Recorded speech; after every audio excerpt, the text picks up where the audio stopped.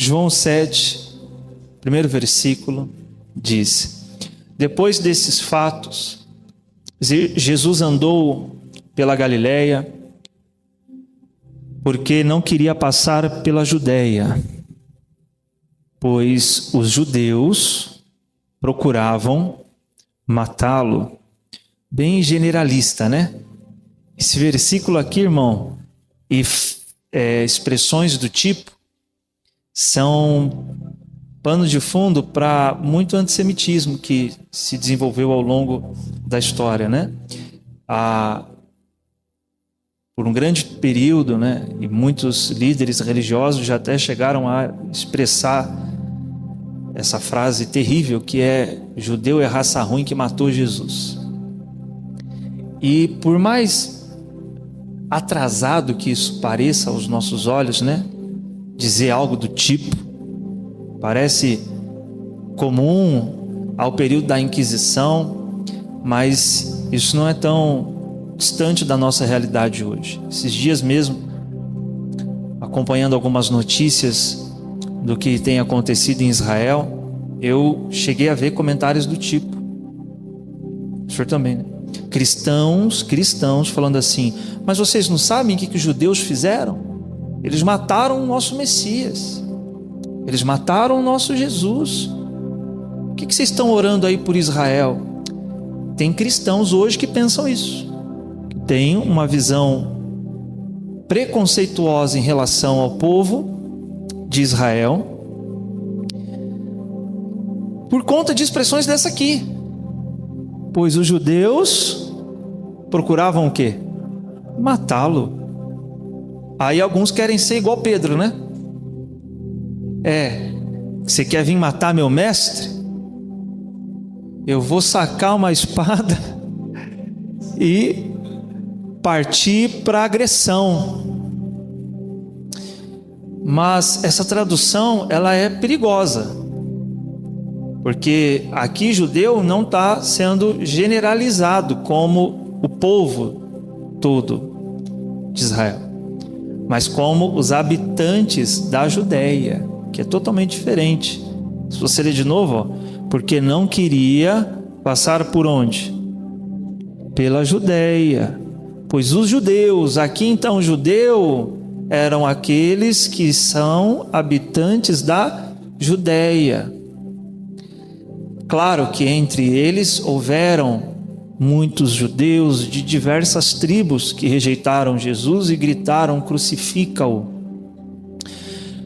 Mas todo o Evangelho nos mostra que isso já havia sido premeditado pelo Eterno, e que Paulo inclusive vai afirmar que o Eterno endureceu parte do povo de Israel, não todo Israel, porque houve um remanescente que reconheceu Yeshua. Dentre o remanescente, os apóstolos, e os mais de 3.000 discípulos que são relatados só no começo de Atos, eram todos judeus.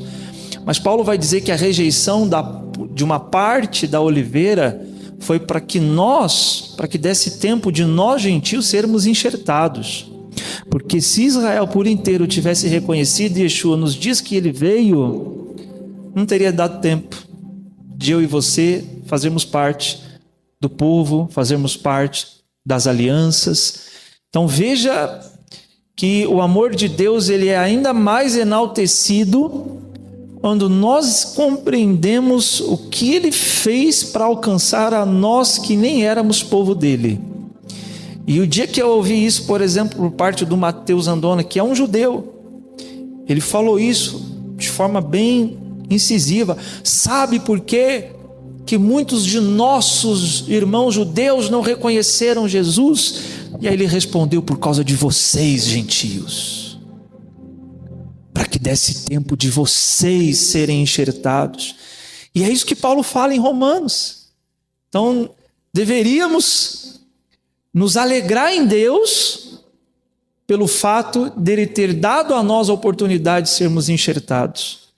Então, se o fato de parte da comunidade judaica ter rejeitado Jesus não é algo ruim como os cristãos pensam. Isso foi bom para nós. E é o que Paulo inclusive vai dizer, se a rejeição que parte de Israel teve resultou no enxerto dos gentios, imagine o que vai acontecer quando todo Israel ser salvo. Imagine. Aí ele vai dizer, vai ser vida dentre os mortos. O que é isso? Vai acontecer a ressurreição, Yeshua volta. Que é o que ele diz, não me verei de novo até que Jerusalém diga, bendito que vem, Baruch Rabá Beshem Adonai, bendito que vem em nome do Eterno. Yeshua fala isso. Então, irmãos, eu falo isso aqui porque aqui você tem que saber disso, amém? Então, esse tipo de colocação aqui é perigosa, mas nós entendemos o que ela quer dizer. Versículo 2. Nessa ocasião, a festa, o que, gente? Judaica dos tabernáculos estava próxima. Então, reforça ainda, mais uma vez, que o contexto ali cultural e de práticas que Jesus e seus discípulos tinham era um contexto de qual povo, gente? Povo judeu. Então, para a gente entender o peso do que Jesus vai fazer aqui em João 7, e hoje, em nome de Jesus, você vai entender isso. Para você entender o peso das palavras que Jesus vai declarar aqui em João 7, a gente tem que entender o que é essa festa. João não vai se dar ao trabalho de explicar o que é essa festa, mas ele nos dá a informação. É uma festa judaica, que sabemos dada pelo próprio Deus. Por isso a nossa investigação, nós vamos investigar, vamos procurar como é que é isso. E como é que eu vou estudar sobre uma festa judaica? Eu só posso estudar sobre uma festa judaica procurando fontes judaicas. Não tem como eu estudar uma festa judaica procurando fontes americanas, alemãs, ou dos pais gregos da igreja. Não tem como. Então não tem para onde correr. Nós precisamos desse pano de fundo para entendermos as ações que o nosso Senhor Jesus teve, inclusive aqui ele vai ter aqui em João 7, que é muito forte, meus irmãos. Então, que festa que era? Festa dos tabernáculos. Os irmãos sabem que ela está ordenada em Levítico 23, onde Deus diz ao povo que deve por 7 dias habitar em tendas. Se você for em Israel ou procurar vídeos recentes de Israel dessa semana, e o legal da atualidade em que estamos vivendo hoje é que a gente consegue ter acesso a isso, né?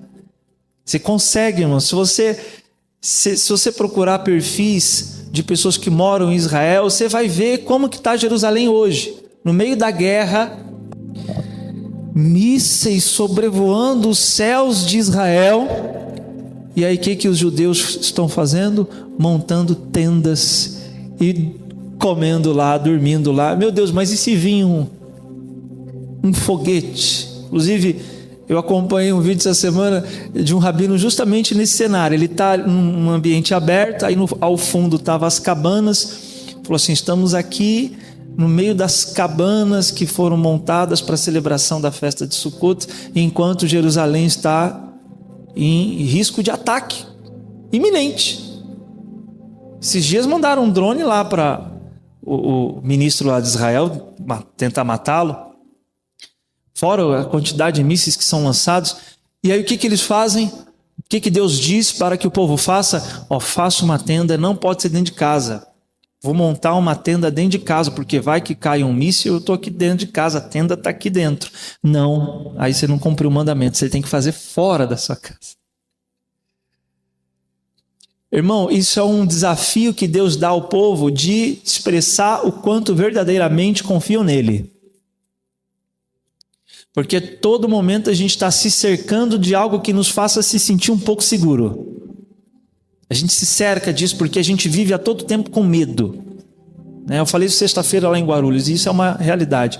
A festa dos tabernáculos é um chamado de Deus para não ficarmos presos ao medo do que pode ou não nos acontecer, mas de nos lembrarmos que nada do que nos acontece será possível se Deus não permitir. Houveram situações, por exemplo, de pessoas que estavam dentro de casa, sentado no sofá assistindo televisão, e cai uma bala não sei de onde e fere a pessoa que está naquele apartamento, naquele sofá, naquela hora, e morre. Isso é mais do que... São situações da vida que mostram que o ser humano não tem garantia em si mesmo de que está seguro. Só Deus pode assegurar que nenhum mal nos sobrevirá. Só Ele, nada mais pode dar a nós, de fato, uma verdadeira segurança. E qualquer oferta de sentir-nos seguro é ilusória.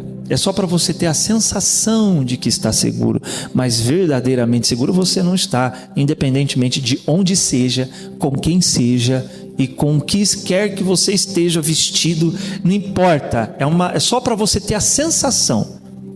Mas você pode estar no meio de um deserto, com escorpiões em sua volta, serpentes por todo lado, inimigos passando, morando dentro de uma barraca e estar seguro, se Deus for a sua proteção, se Deus for o seu guarda. E assim diz o Senhor sobre o povo dele, o guarda, o shomer, o guarda de Israel não dorme. Ele não tem pálpebras. Um dia eu ouvi isso, né? A pessoa falou assim: Deus não tem pálpebras. Porque Ele não dorme. Não há um momento sequer que seus olhos... Eita, fechei os olhos aqui, não vi. Desculpa, meu filho, é que na hora meus olhos caiu assim, eu não vi. Ele não dorme. Ou seja, a todo tempo Ele está com os seus olhos postos em nós, nos guardando. Agora, essa segurança de Deus vem como uma resposta à nossa confiança nele. Porque se não há essa nossa confiança nele, então também não haverá da parte dele uma correspondência em nos deixar seguros. Há um texto em Jó, daqueles que fizeram da sua vaidade a sua segurança, e Deus os entregou à sua própria vaidade. Há outro em Jeremias que diz: maldito o homem que confia no homem. Ou seja, a segurança que Deus proporciona a você é em resposta à confiança que você deposita nele.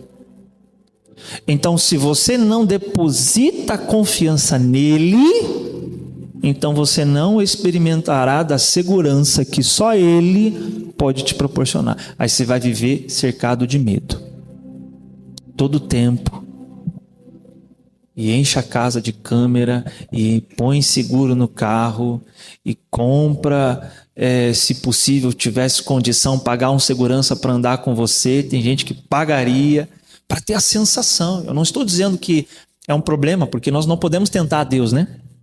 Lembra que o diabo disse: se joga daqui, que Deus é contigo. Aí achou: não pode tentar Deus. Então tem gente que se põe em situação de risco dizendo que está confiando em Deus, e é tentar a Deus. A gente tem que ter esse equilíbrio, né? Claro que você não vai deixar a sua casa aberta, mas como que é o teu coração? Porque isso é uma coisa muito interna. A confiança em Deus é um mandamento que só pode ser cumprido no coração. Não é externo, é interno. Então, às vezes, nós verdadeiramente, lá no íntimo, não confiamos realmente em Deus. E Deus sabe ou não quem confia nele? Sabe. Deus sabe. Quando você está falando aqui: Deus, eu confio em ti, mas teu coração está cheio de medo se a coisa vai acontecer ou não. O coração está em choque. Aquela insegurança. Aí você está falando com a boca para, quem sabe assim, você se convencer do que você está falando. Que nem você está convencido. Então Deus fala: vai morar na barraca. Vá lá. É um teste para a sua confiança. É um teste para a sua dependência. E assim é o povo de Israel. 7 dias monta suas tendas. Nem todos dormem nela durante os 7 dias, mas fazem refeições ali.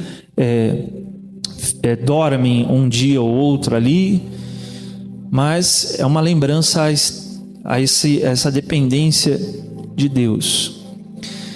E Yeshua estava nesse tempo em que essa festa estava sendo celebrada, que é inclusive o tempo que estamos hoje. Estamos na semana da celebração de Sukkot, que é cabanas ou tendas. Vamos ler, vamos lá. Eu quero que você leia comigo lá no versículo 10. Mas após seus irmãos terem subido, então ele também subiu para o que, gente? Para a festa. Não abertamente, mas em segredo. Então, Yeshua, ele vai celebrar a festa. Jesus celebrou as festas bíblicas, sim ou não, gente? Sim, todas. Vamos lá. Então os judeus o procuravam na festa e especulavam: onde estará ele? E havia grande murmuração entre o povo a respeito dele. Alguns comentavam: ele é bom. E outros: não, ao contrário, ele ilude o povo. Todavia ninguém falava dele em público, por medo dos judeus. É bem generalista, né? Põe tudo num pacote só. Mas era aqui provavelmente a liderança que não queria reconhecer que Yeshua era o Messias. 14. Assim, próximo ao meio da festa, Jesus subiu ao templo e ensinava. E os judeus, maravilhados, diziam: como sabe este homem letras, sem nunca ter estudado? Respondeu-lhes Jesus: a minha doutrina não é minha, e sim daquele que me enviou. Se alguém desejar fazer a vontade dele, conhecerá a respeito da doutrina, se ela vem de Deus ou se eu falo por minha própria autoridade.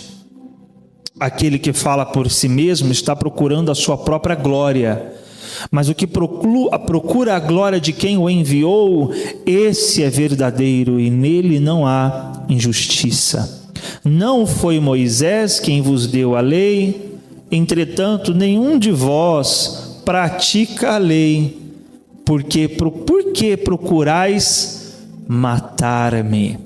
É interessante porque quando Yeshua diz, é estranho isso, porque um dos mandamentos da lei é o cumprimento, por exemplo, da festa das tendas, das cabanas. E o povo estava ali celebrando. E Yeshua vai dizer, mas vocês não estão cumprindo. Como não? Jesus está falando num outro nível. No nível daquilo que Paulo discerniu em Romanos.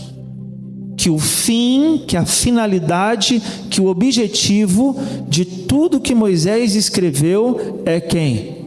Quem é o fim? Quem é a finalidade? Quem é o objetivo? Cristo, o Messias, Yeshua. Por isso ele vai dizer, vocês não estão cumprindo, porque procuram matar-me. Entende? Então, vocês até fazem os mandamentos, mas o objetivo final da lei vocês não estão atingindo. O objetivo final de tudo que Deus revelou através de Moisés, vocês não estão acertando, porque vocês estão querendo me matar. Então Yeshua está deixando bem claro: você pode cumprir todos os mandamentos da lei, mas se você não reconhece Yeshua, para Deus você não cumpriu a lei. Olha o peso disso. Então quem tem a lei, mas não tem Yeshua, não cumpre a lei, porque o objetivo da lei é Yeshua. Então ele é o objetivo. Então como é que vocês estão cumprindo ou tendo a lei? Vocês têm a lei e o objetivo dela, que sou eu, vocês estão querendo me matar? Então não estão cumprindo. Por isso que o objetivo final é sempre Yeshua.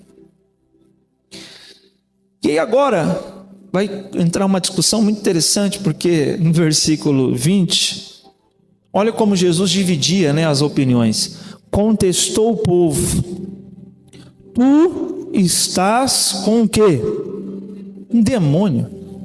Quem está procurando matar-te? Jesus respondeu a eles dizendo: realizei uma obra e todos vós vos assombrais. Eu não vou entrar aqui nessa questão. Entra numa questão muito complicada, que não é o objetivo da mensagem. Mas ele vai dizer sobre uma cura que ele fez de um doente, e por causa daquela cura ter sido feita num sábado, alguns estavam querendo matá-lo. Aí ele vai dizer: vocês... Ele é muito... Yeshua é maravilhoso, Porque é por isso que eles ficavam assim: meu Deus, ele não fez parte de nenhuma das escolas rabínicas, e como é que ele consegue ter essas conclusões?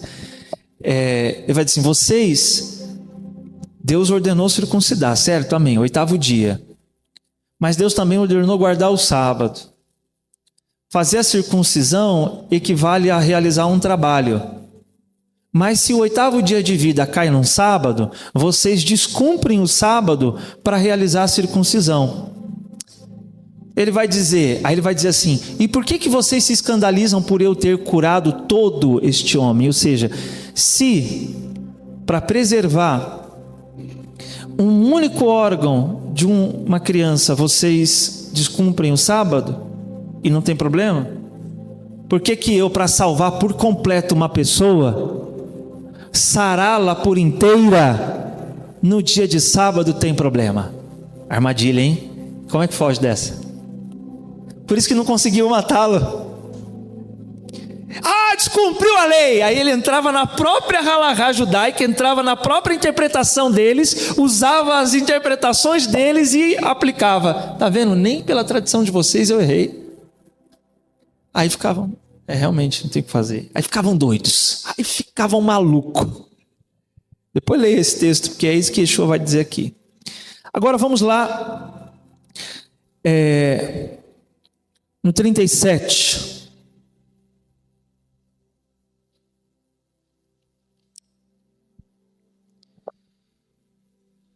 No último dia, diga, o mais solene dia da festa,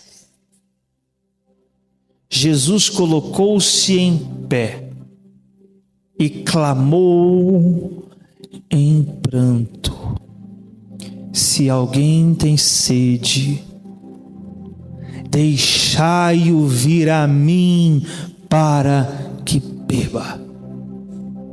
Vamos entender isso, irmãos, isso é profundo demais. Aqui que vai começar. João nos dá a informação de que o último dia era o mais solene. Como é que se entende isso? Só tem como estender isso se a gente for estudar como é na tradição judaica a celebração dessa festa. Não tem como. Não tem... Irmão, tem que ir para lá. Não adianta.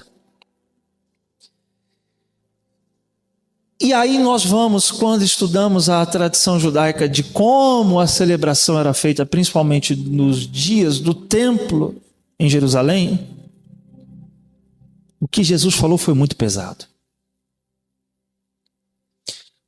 Porque a festa, ela ia progredindo em sua intensidade. O templo de Jerusalém estava de pé. Era o templo reconstruído e reformado, reconstruído por Zorobabel, mas reformado por Herodes. Belíssimo templo. As pedras com as quais ele cobriu o templo, há um historiador que diz que eram pedras tão lindas, de mármore, meio azulada e esbranquiçada, que quando o sol batia, parecia que estava olhando para o mar, as águas. E aquilo refletia. O cheiro do incenso aromático tomando lugar. Durante essa festa, os sacerdotes com suas roupas sagradas, desde o primeiro dia até o último dia, havia uma cerimônia sendo feita. Não, na verdade essa cerimônia, eu vou precisar ler algumas coisas aqui para eu não falar besteira. Então, eram 7 dias, e durante esses dias, o povo habitando em tendas, o povo com aquela alegria toda, agradecendo ao Eterno pela colheita. Mas no último dia, todos iam para o templo. Então o templo ficava cheio. Os sacerdotes se dividiam em turnos no templo. Mas no último dia, os 24 turnos que existia de sacerdotes estavam juntos. Os sacerdotes pegavam trombetas, não o shofar, mas trombetas musicais mesmo. E iam junto com o sumo sacerdote até o tanque de Siloé, com músicas, com danças, e pegavam num jarro de ouro, eles pegavam a água do tanque de Siloé e faziam um cortejo até o templo.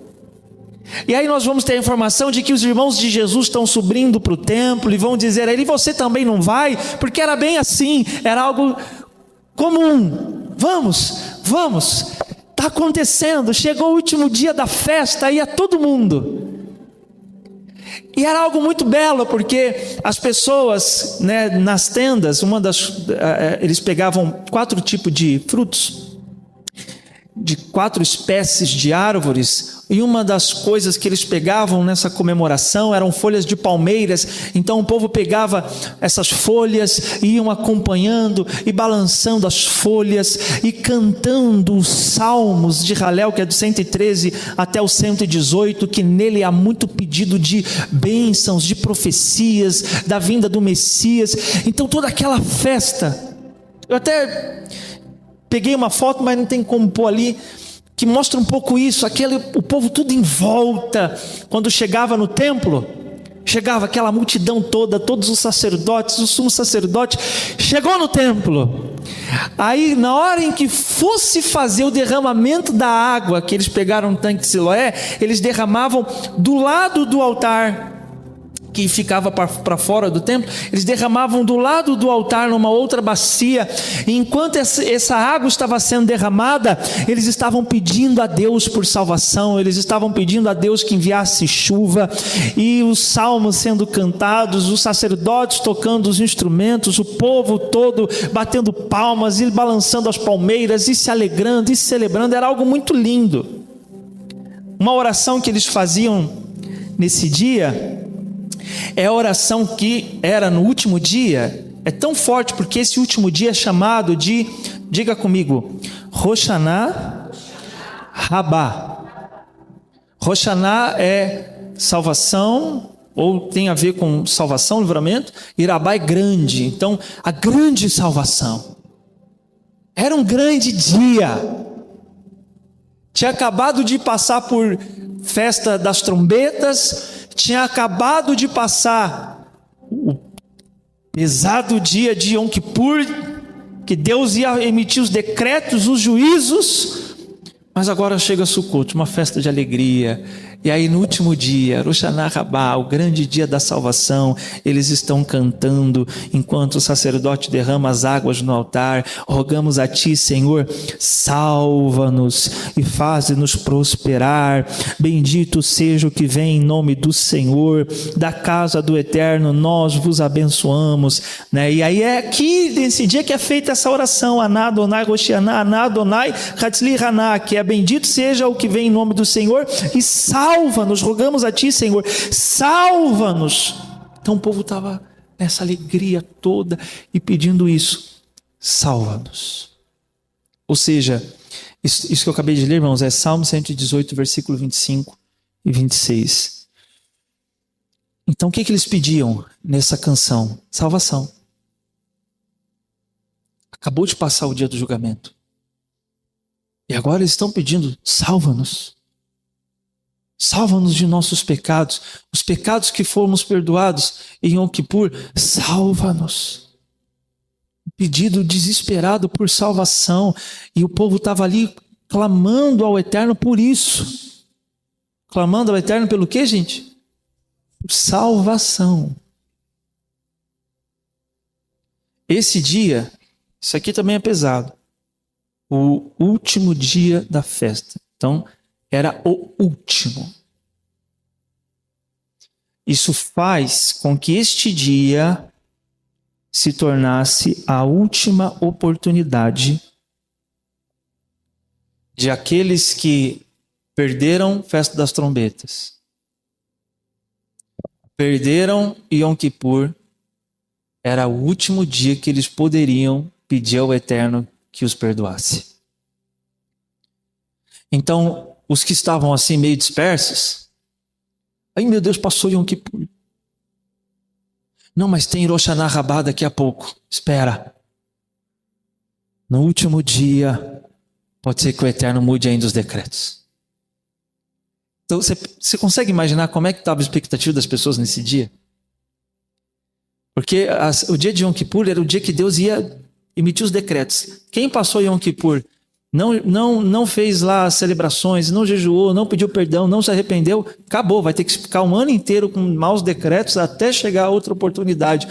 Mas aí vinha essa palavra: não, mas tem Rosh Hashanah, tem o grande dia da salvação. Esse você não pode perder. Se você perdeu Yom Teruah, se você perdeu Yom Kippur, você não perde Rosh Hashanah, porque senão é o último dia. Então imagina como é que estava o coração daqueles que não sabiam se tinham sido perdoados ou não. Desesperados. Olha como a tradição judaica fala sobre esse dia. Há um midrash que Deus disse a Abraão: se a expiação não for concedida aos seus filhos em Yom Teruah, que é o dia das trombetas, eu a concederei em Yom Kippur. Se eles não alcançarem expiação em Yom Kippur, ela será dada em Rosh Hashanah. Essa é a tradição judaica em torno do último dia. É o último dia para receber o quê? Perdão de Deus. O Dr. David Stern, que é um comentarista judeu sobre o Novo Testamento, que explica muito bem esses detalhes da cultura de Israel, ele diz assim: no dia de Yom Teruah, dia das trombetas, alguém pede para ser escrito no livro da vida. Em Yom Kippur, 10 dias depois, a pessoa espera ter essa inscrição selada. Contudo, na tradição judaica permanece a oportunidade para o perdão em Rosh Hashanah. Então imagina como é que estava o desespero daqueles que não sabiam se o seu nome fora escrito ou não no livro da vida. Por isso que eu acredito que era o dia que o tempo estava mais cheio. Porque isso não é só do brasileiro, né? Deixar as coisas para a última hora. Mas é bem provável que muitos que deixassem para esse último dia estavam lá, desesperados. E esse derramamento de água que era feito nesse último dia da festa, a tradição de Israel também diz que era um símbolo por pedido de épocas de boas colheitas para o próximo ano, pedido de chuva. Bem comum a todos os povos antigos, né? Todas as religiões tinham algum tipo de ritual para pedir chuva. E Israel tinha a Rosh Hashanah, que derramava água, era acompanhado de orações: ó Deus, envia chuva. Porque uma sociedade agrícola depende da chuva para a sua prosperidade. Isso tem uma relação com a profecia. Veja como a profecia de Zacarias vai mostrar que essa tradição, ela tem um pano de fundo bíblico mesmo. Em Zacarias vai mostrar isso. Mas eu vou ler primeiro os textos da tradição de Israel para que a gente entenda melhor ainda o contexto desse último dia.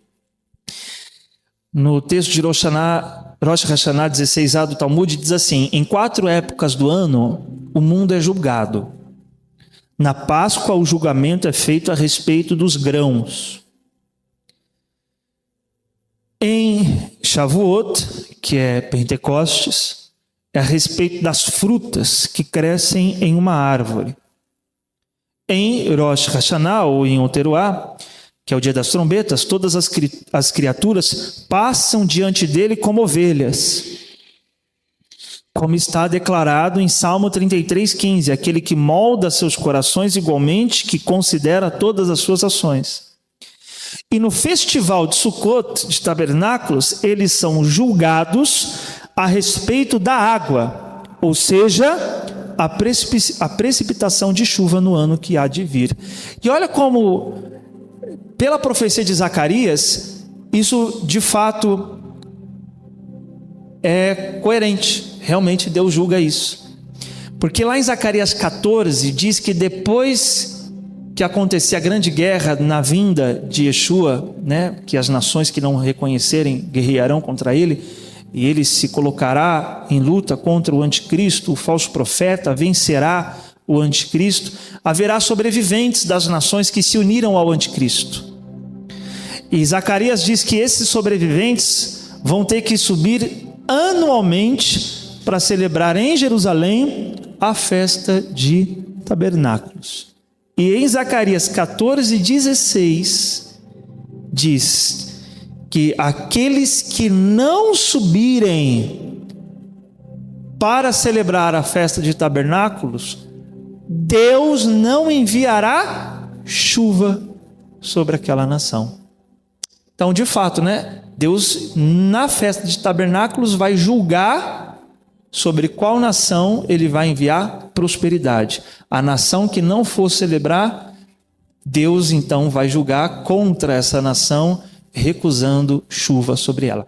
Isso é Zacarias, capítulo 14, versículo 16 e versículo 17. Veja como a profecia de Zacarias está coerente com essa tradição. Então, duas coisas já. Era uma grande expectativa de salvação, uma grande expectativa por recebimento de perdão, uma grande expectativa de que Deus perdoasse, liberando bons decretos para o próximo ano, e principalmente, e também, né, o povo que estava ali reunido naquela grande celebração, acompanhando o sacerdote derramando as águas, estava vendo aquelas águas sendo derramadas, na expectativa de que isso representasse Deus derramando sobre os seus corações o Espírito Santo. O Espírito Santo, ele é retratado como algo que Deus vai derramar. Então isso será simbolizado nesse dia com o sacerdote derramando aquelas águas. Então as pessoas que viam aquilo com um grande desejo no seu coração. Senhor, que haja o derramamento do seu Espírito no meu coração. Então, isso confirma também, vou citar a tradição judaica que diz, também no Talmud, era uma cerimônia onde os participantes buscavam o Espírito Santo, o qual somente pode ser possuído por aqueles cujos corações estão cheios de alegria espiritual. E aí citando Isaías, né? Que com alegria vocês tirarão salvação da fonte, né? Ou extrairão salvação da fonte da vida. Então eles reuniam, faziam tudo aquilo como uma medida desesperada por, vamos lá, salvação, por perdão e pelo derramamento do Espírito Santo. E aí imagina, irmão, era o último dia da festa. Estava todo mundo ali fazendo essa celebração, com os olhos todos postos no sacerdote que estava derramando as águas, dizendo: salva-nos, Senhor. E enquanto faziam isso, quem estava ali no templo? A resposta. Talvez seja por isso que Yeshua, ele vai declarar com lágrimas nos olhos, em pranto. Porque ele percebe a inutilidade disso tudo se a pessoa de Yeshua não for o objetivo. Imagina Jesus ali, sabendo que Ele é a resposta para quem quer salvação. Por isso que a oração que eles fazem, né, que eles declaram, que eles cantavam naquele dia, imagine Yeshua ouvindo isso. Rogamos a Ti, Senhor, salva-nos. Aí Yeshua começa a chorar ouvindo isso.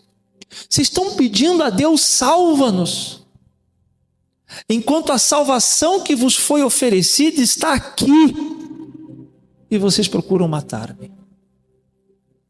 E aí Jesus chora. Então você imagina o peso. Vamos ler de novo agora o 37.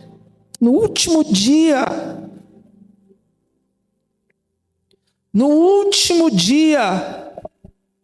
o mais solene dia da festa, Jesus colocou-se em pé e clamou em pranto: se alguém tem sede, primeira coisa, sede de salvação, deixai-o vir a mim para que beba. Diga glória a Deus. Então ele grita.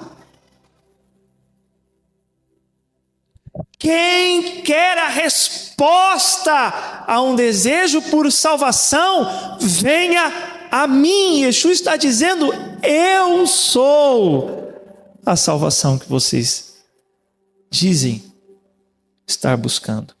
Irmão, por mais que Yeshua não tenha dito publicamente, nenhuma vez ele disse publicamente: eu sou o Messias, mas dizer isso no último dia da festa de Sukkot, quem tem sede, venha a mim e beba, já está dizendo, não é verdade? Ele já está respondendo. Tanto que os ouvidos percebidos entenderam isso. Leia o versículo 40. Então, muitos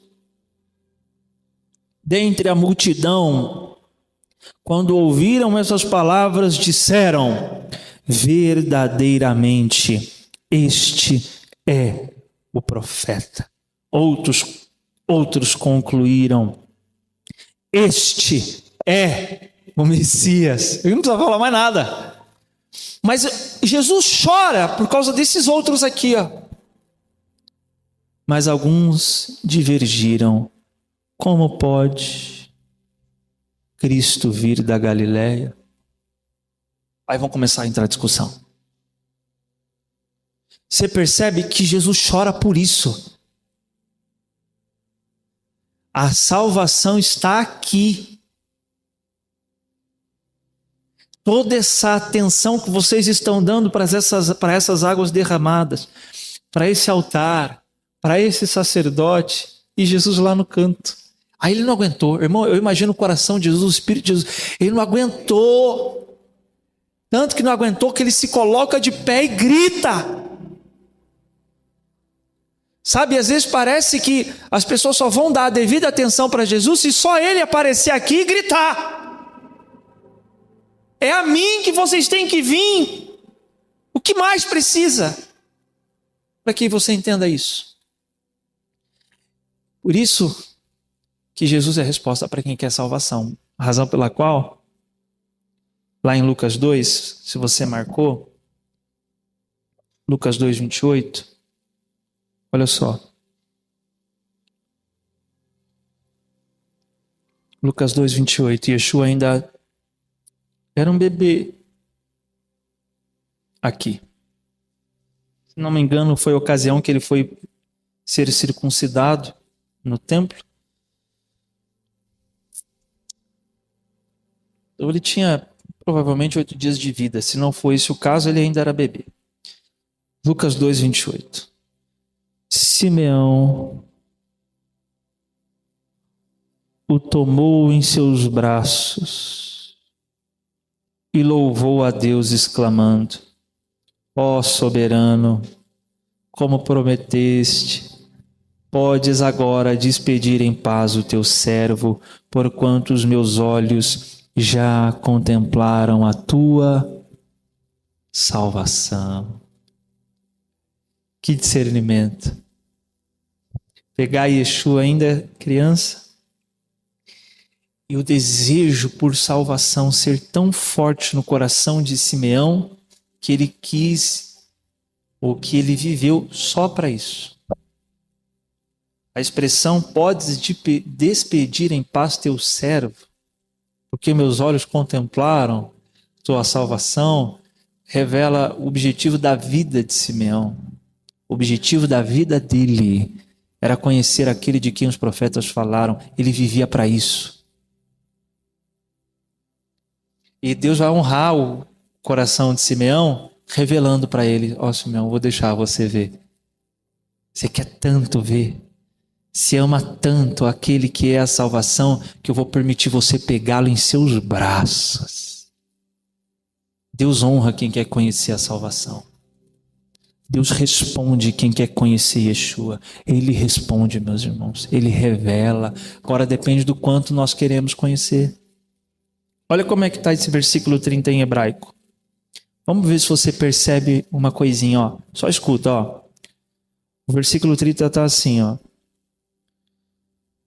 Kirau Einai.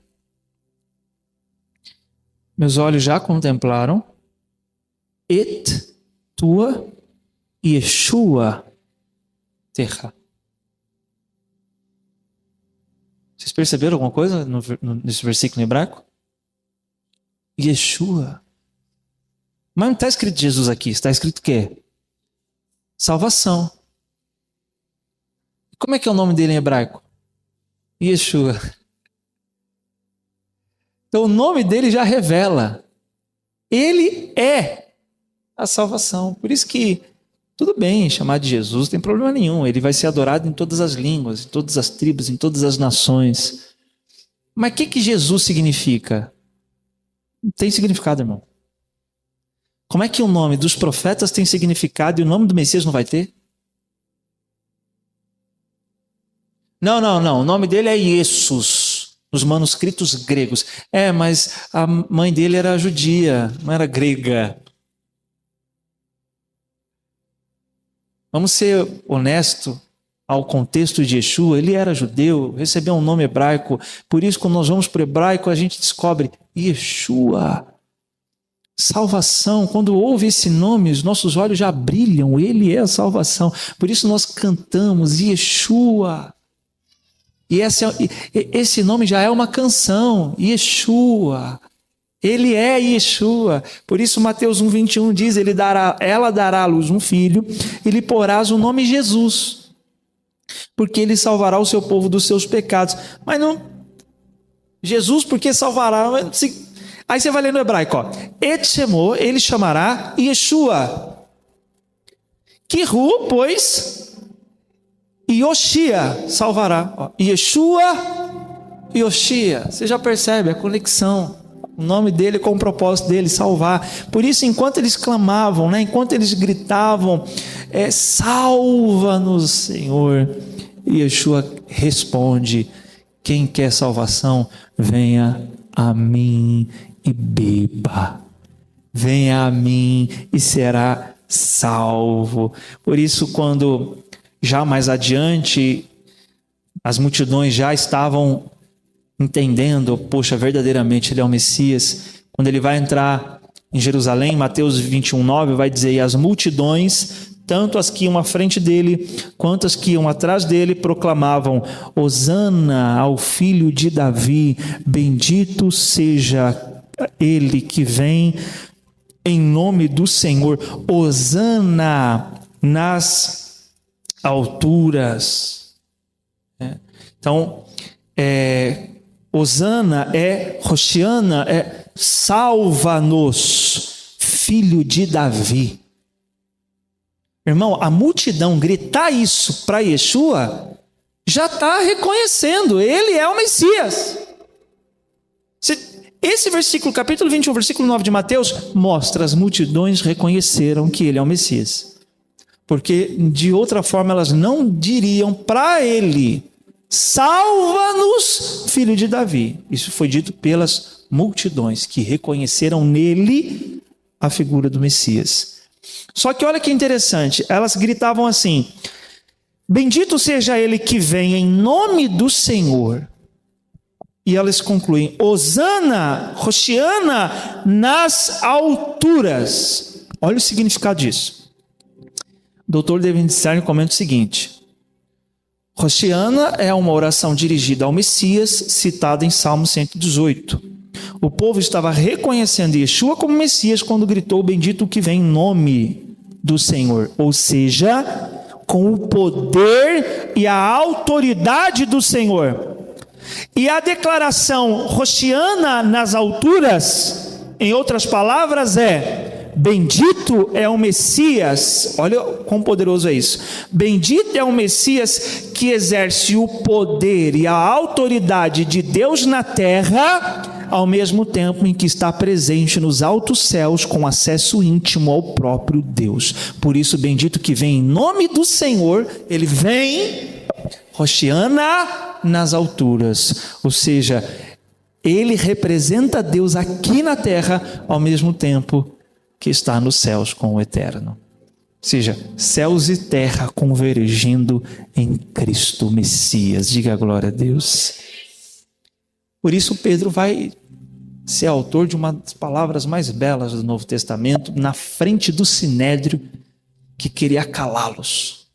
Pedro vai gritar: não há salvação em nenhum outro ente, pois em todo o universo não há nenhum outro nome dado entre os seres humanos pelo qual importa que sejamos salvos. E ele fala isso na cara do Sinédrio. Não há outro nome em todo o universo pelo qual importa que sejamos salvos. Então, quando Yeshua levanta em prantos e grita: quem tem sede quem tem sede de salvação, venha a mim. Uma outra coisa que nós dissemos que estava sendo buscada com grande expectativa nesse último dia, era que era o último dia para ser o quê? Perdoado. Como nós já falamos, aqueles que perderam Yom Teruah, que perderam Yom Kippur, só tinham Rosh Hashanah Rabbah para receber o perdão. Perdeu esse dia, acabou.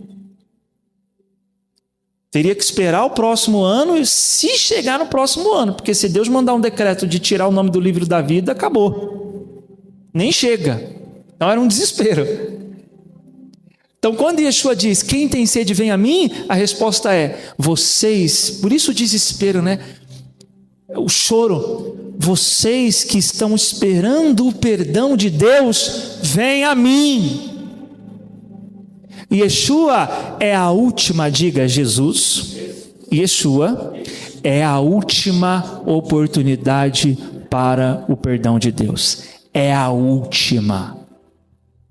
Não tem outro Messias.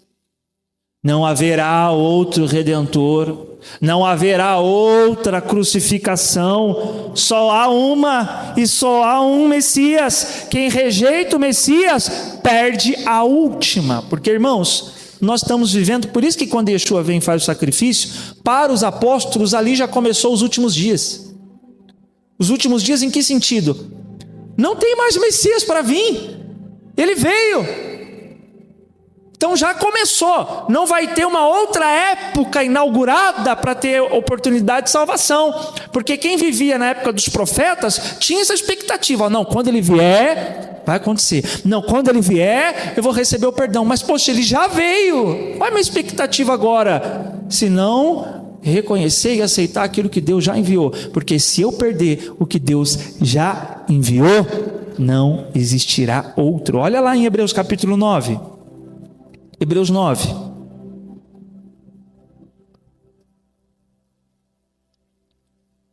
Ora, versículo 26, né? Hebreus 9, 26. Se assim fosse, seria necessário que Cristo sofresse muitas vezes desde o início do mundo.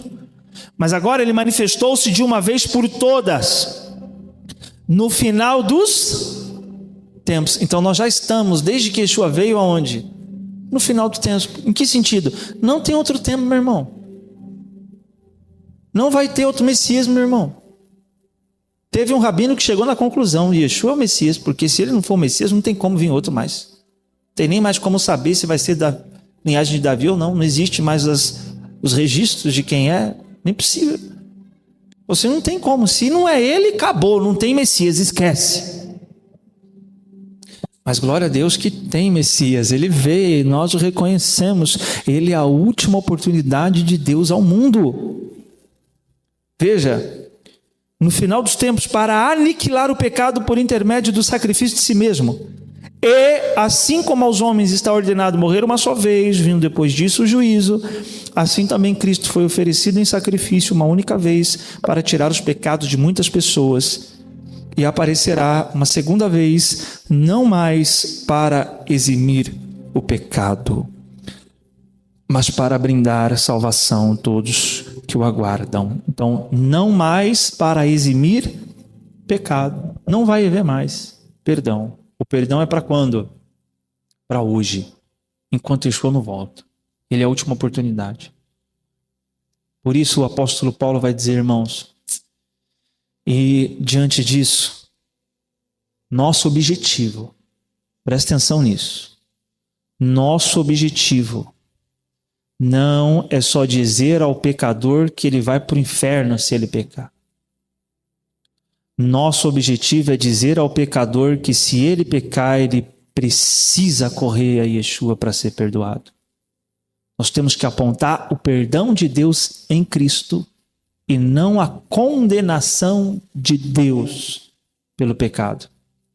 Porque estamos no tempo oportuno para receber o perdão. Por isso Paulo vai dizer em 2 Coríntios 5,19, Deus estava em Cristo reconciliando consigo mesmo o mundo, não levando em conta as transgressões dos seres humanos, e nos encarregou, nos encarregou da mensagem da reconciliação. Ou seja, qual é a mensagem que temos que declarar ao mundo enquanto Yeshua não volta?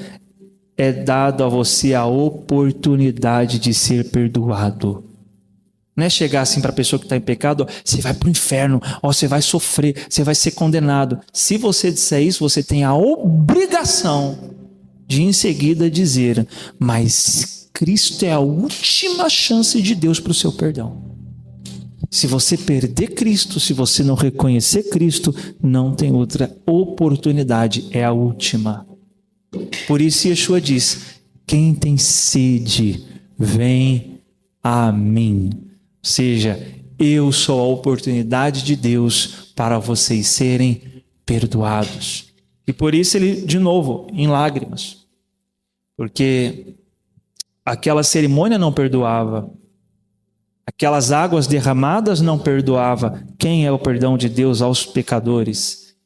E Yeshua, por isso ele diz, vem a mim. E por último, o que mais eles buscavam no derramamento das águas? Qual era a expectativa dos que estavam ali acompanhando aquela cerimônia? Que enquanto as águas fossem derramadas, Deus derramasse o que, gente? O Espírito Santo. Mas olha o detalhe que João vai dizer, se nós voltarmos aqui, no versículo 38 de João 7, ele vai dizer, aquele que crê em mim, como diz a Escritura, do seu interior fluirão rios de água viva. Mas ele se referiu ao Espírito que mais tarde receberiam os que nele crescem. Pois o Espírito Santo, até aquele momento, não fora o que, meus irmãos? Concedido, porque Yeshua não havia sido ainda glorificado. De novo, a razão das lágrimas de Yeshua. O derramamento do Espírito não seria dado. Então imagina ele vendo aquele desejo pelo recebimento do Espírito, ao mesmo tempo sabendo que aquilo não traria o derramamento do Espírito. Então imagine essas lágrimas de Yeshua hoje, de ver muitas pessoas que até desejam o Espírito, mas estão buscando em fontes erradas. que até desejam o perdão, mas estão buscando em fontes erradas, que até desejam a salvação, mas estão buscando em fontes erradas. E hoje Yeshua se levanta mais uma vez com lágrimas nos olhos e diz: quem tem sede de salvação, vem a mim. Quem tem sede de perdão, vem a mim. Quem tem sede de ser cheio do Espírito Santo, vem a mim e beba. E do seu interior fluirão rios de água viva. Diga glória a Deus e me ajuda, meu irmão. Ele é a resposta. É triste, né? Imagina Jesus vendo: meu Deus, tudo isso para nada. Talvez ele viu, porque ao mesmo tempo as pessoas o rejeitavam. Imagina ele vendo uma pessoa que rejeitou ele lá derramando as águas. Talvez ele viu nisso o cumprimento do que diz Jeremias 2,13. O meu povo cometeu 2 crimes. Eles me abandonaram, a mim, a própria fonte de água viva, e tentaram cavar suas próprias cisternas, poços rachados que não conseguem reter água. Diga comigo: quem rejeita a fonte de água viva estará fadado a depender de poços rachados. Por terem rejeitado a fonte, estão cavando, estão desesperados. Yeshua viu esse desespero no povo. Vocês estão tentando pelos seus próprios meios, enquanto o meio de Deus para vocês receberem o derramamento do Espírito está em mim. E isso se cumpriu, meu irmão. Os discípulos de Yeshua que foram obedientes à sua palavra de ficarem em Jerusalém, crendo nele, se cumpriu. Porque no dia de Pentecostes estavam reunidos e ouviu-se um barulho e todos foram cheios do Espírito Santo. Naquela hora eles viram: é verdade, Jesus é a fonte. Ainda bem que fomos a Ele. Ainda bem que fomos beber nele. Ele é a fonte. E aqueles que confiaram nele viram o cumprimento dessa palavra de Yeshua. De fato, foram saciados. Por isso eu quero convidar você nessa noite a pedirmos ao Eterno que em Yeshua nos seja dado salvação, nos seja dado o perdão e seja derramado sobre nós o Espírito Santo de Deus, cumprindo as profecias de Deus. Isaías 44:3 diz: despejarei água sobre o sedento e torrente sobre a terra seca, derramarei o meu Espírito sobre a tua posteridade e a minha bênção sobre a tua descendência. Isso é palavra de Deus para os que creem em Yeshua. Ela se cumpre em Cristo, porque Ele é a fonte para os que têm sede do Espírito Santo. Por isso ele diz aos que estão em Cristo: despejarei água sobre o sedento e torrentes sobre a terra seca. Olha o que significa: derramarei o meu Espírito. Que em nome de Yeshua, levante as suas mãos aos céus. Fique de pé no seu lugar, levante as suas mãos aos céus. Que em nome de Yeshua, a fonte de água viva, se cumpra sobre você a palavra do Eterno, que declara: despejarei água sobre o sedento e torrente sobre a terra seca.